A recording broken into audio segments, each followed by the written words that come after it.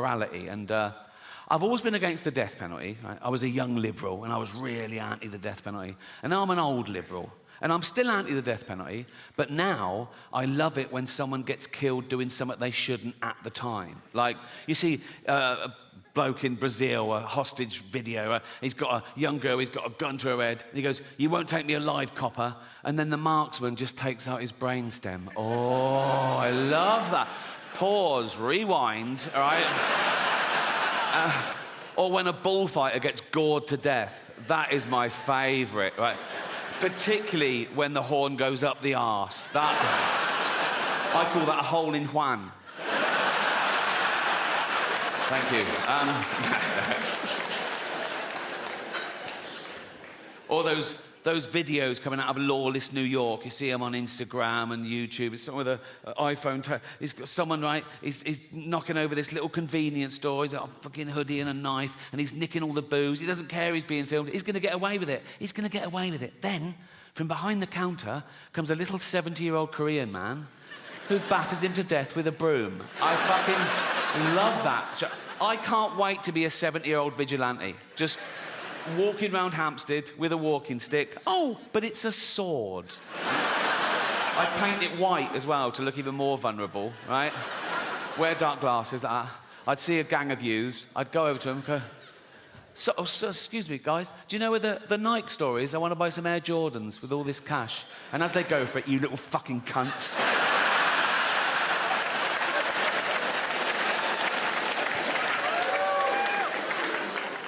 But the death penalty is not like that, is it? It's not in self-defense. It's not in the heat of the moment. It's cold justice, you know? Don't matter what you've done. You could have murdered people, you know? You stand trial. They find you guilty. They put you on death row, sometimes for 10, 15 years, which seems unnecessarily cruel. And then they murder you in front of witnesses. And it's from the Bible. An eye for an eye, a tooth for a tooth.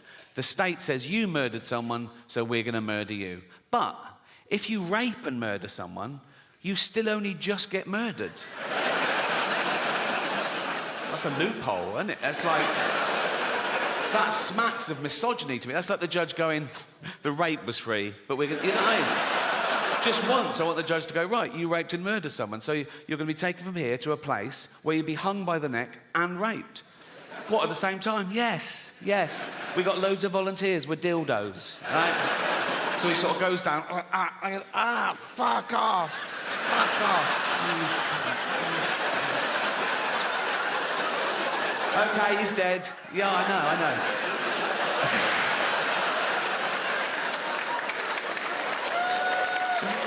Oh. It might work. But the longer you live, the grumpier you'll get. It's not just going to happen to me, it's going to happen to all of you. Because the longer you live, the more shit you see. And you go, "Oh, fuck, this again, right? And the more burden you carry. And the older you get, the weaker you get, so the burden gets heavier. And you go, "Oh, God, this again." And you can't die nowadays. You know what I mean? You go, "Oh, thank God, I'm dying. Oh, fuck, I'm back." You know what I mean? They can transplant every organ now. Whatever's got, transplant every organ. Not your brain. That wouldn't make sense. You are your brain. So that would be an everything else transplant, wouldn't it? But I'd sign up for that. I don't care about this. It's to get this round. If I could leave £1 million to science, so when I died, suppose when I died, my body's crushed, killed instantly, but my head's intact. They keep that on ice, wait for a body donor. Some poor bloke gets his head crushed, put my head on his body, and I'm back. I know. Statistically, I will get a bigger penis as well, so... The odds are in my favour there, trust me. I wake up in the future, I see the scar, and I go, "Oh, that's all right." You know what I mean? I go, "Oh, you've always wanted a big knob." I go, "Yeah, I've always wanted a big knob." I go, "Let's have a little bit of me time." So and I start, but then every time I look down, I go, "Oh, that's not my knob." Do you know what I mean? I go, "Oh, that's not my knob. Oh, that's not my knob." It's not my hand either, carry on. It's like, you know what I mean?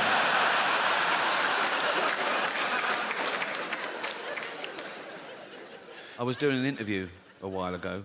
I don't think the journalist liked me. He asked me this question. I thought it was rude, right? So I gave a fake answer, right? He said, "So what have you got planned for your funeral?" And I went, I want to be fed to the lions at London Zoo." He went, "Really?" I went, "Yeah. I want the zookeeper to take up my big, fat, dead, naked, bloated body in a wheelbarrow, right? Just dump it in the lion's den, doof, like that. Loads of tourists going, is that the bloke from The Office? Like that, right? And then 2 big lions come out and just start eating me. And lions, they start with a soft... 1, she's dead. 2, she was heterosexual. 3, she never had her teeth in towards the end. So, no. But it's hell. Think of all the terrible things that could be happening to her. Being raped by red-hot pokers, rats eating her eyes. My mum gets cock duty. Go on, girl. That has got to be one of the better jobs in hell, isn't it? It's like, terrible job on earth. I've never sucked a cock in my life. I never will. But if I died and I'm in hell, right? Tortured for eternity, I'd see the first cock, I'd go, I'm on this. Not a problem. Not a problem. I'd be looking round seeing people skinned alive. I'd chow down.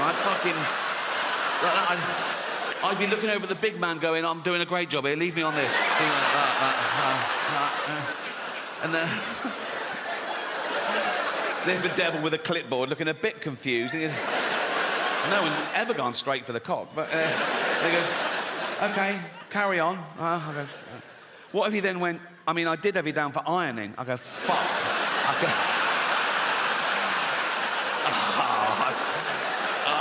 I could have been ironing. Who's getting their cock sucked in hell? That's what I would. Because we're there for punishment, and that's a little treat. Do you know what I mean? It's like, I'd be there, right, thinking, feeling a bit smug, right, and I'm thinking, oh, this is great. Not great, but, you know, I'd be... But the devil's a trickster, isn't he? One day I'd go, I wonder whose cock this is. And I look up, oh, it's fucking Hitler. I'm fucking sucking Hitler's cock. How is this all right to do this in public? Because if I followed one of you home tonight and I shouted through your letterbox, sucking fucking Hitler's cock in hell, you'd call the police. But you've paid to hear me say this shit. Fuck you that. Oh.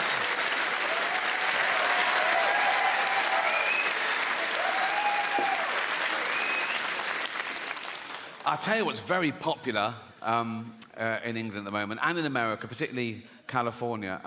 Mental illness. Oh, it's taken off. It's taken off a trip. When I was at school, you were either thick or clever, normal or mental, right? Now there's like 1,000 new mentals, right? And it used to be a stigma. They go, I'm not mental. Now people go, I'm mental. You know what I mean? They want to, I'm mental. It's like everyone I know in media is ADHD. They go, I'm ADHD. I'm ADHD. Yeah, so I'm ADHD. Take the test. Yeah, I took the test 5 times, passed it on the 5th. Oh, well done. Right? They go, and it's like, I'm writing a song about it, I'm writing a poem about it, I'm writing a book about it. Oh, well, yeah. And they brag about it. They put it in their CV and in their... it's got disorder. When did we start bragging about having a disorder? 20 years ago, you wouldn't have got given a business card and it said Ron Pike, anal warts. You know, just... keep it to yourself. No one cares. I think the new pandemic amongst the youth is going to be fear and anxiety, because now we've had a whole generation who grew up with social media. Instant gratification doesn't build character. They're not socialized properly. They can't deal face to face with people because they're used to hiding behind an identity and an avatar, and now they've got teachers and parents enabling their mental illness as opposed to trying to snap them out of it. And now they fear the thing they once loved. They're worried about the internet and AI. Young people are really worried about artificial intelligence. And I say this about AI. If it starts becoming a burden, switch it off, right? Like we did Nan. And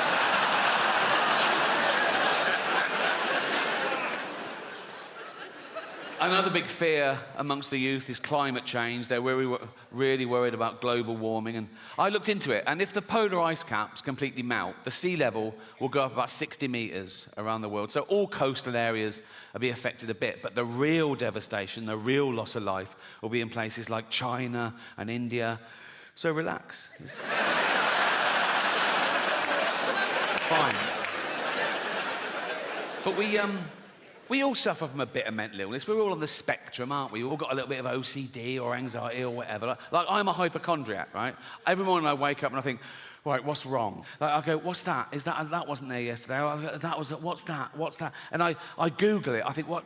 And I catastrophize as well. So I Google it and the first sort of like 5 or 6 I'm fine with. Like it goes, it could be anxiety, yeah, could be lack of sleep, yeah, I didn't sleep. Could be lack of fibre, yeah, I'll have some more fibre. Could be lack of vitamin B, I'll get it. And then I just keep pushing me. Like it goes, could be cancer. I go, it's cancer. It's cancer. Once I came out of the bathroom and I went, Jane, I think I've got bowel cancer. She went, we had beetroot last night. I go, oh yeah, cheers. I think this is my most honest and confessional show so far. Not in a Edinburgh Fringe type way. I mean, oh, my parents died, so I went all autistic. None of that shit, right? My parents did die, but I'm pretty sure I'm not autistic, because once someone gave me a Rubik's Cube and I put it straight in the fucking bin.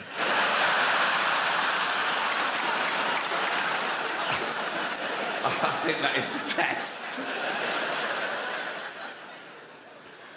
No, it's called Mortality, but it's a positive show, I think, and I want to tell you some of the things I've learned and what it's like to be me at this age, and because I'm getting old now. See that silence for the first year. Up until this year, I go, I'm getting old. People go, you're not old. Now they go, go on. Like that. It's like, in fact, they make it worse. They say things like, oh, yeah, but the good thing about getting old is you don't care what people think about you. Well, you should care a bit, because caring what people think about you is what stops you walking around with shit down your trousers. You know what I mean? Oh, look at Grandad. Look, he doesn't care what people think about him. No, he's wanking at a wedding. He doesn't, no. But as I say, it's a positive show, because it's not all doom and gloom, getting older. There's good and bad to getting old. There really is. There's good and bad to getting old. For example, yes, there's more chance now of me having a heart attack, having a stroke, getting cancer, but much less chance now of me ever being raped in prison. Yeah.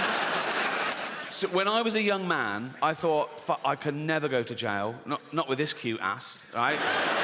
But now, I'd be pretty confident I'd be left alone. You know, like, I'd go down the corridor, my first day, with a little towel, just whistle along, right? They'd all come to the bars and go, ooh.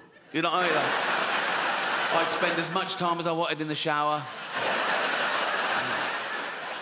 No one's even looking, not a sniff, nothing. The big danger for me these days, bending over in a prison shower, would be my back going, right? And just sort of crumpling to the floor and having to be helped to my bunk by 2 big gay rapists. And they just put me down naked and leave. And I go, lads, before you go, I've done my shouldering. Can you little tug? Right? And they go, nah. I go, what do you mean, no? You're literally gay rapists. They go, we're not monsters. I'd also be a bit more confident these days going to jail because I've got a bit of cash. I reckon I could buy my way out of danger. Do you know what I mean? Like the first day I'd go, right, who's in charge? Who's Mr. Big? And they go, Chopper Harris, D-Wing, right? I go and see Chopper and I go, right. I said, right, I'm in for a year. There's £1 million waiting for you if you make sure no one beats me up, steals my food, no one so much as fingers me. I've never said that before. I've never... Chopper would be like, there's no foreplay in jail, mate.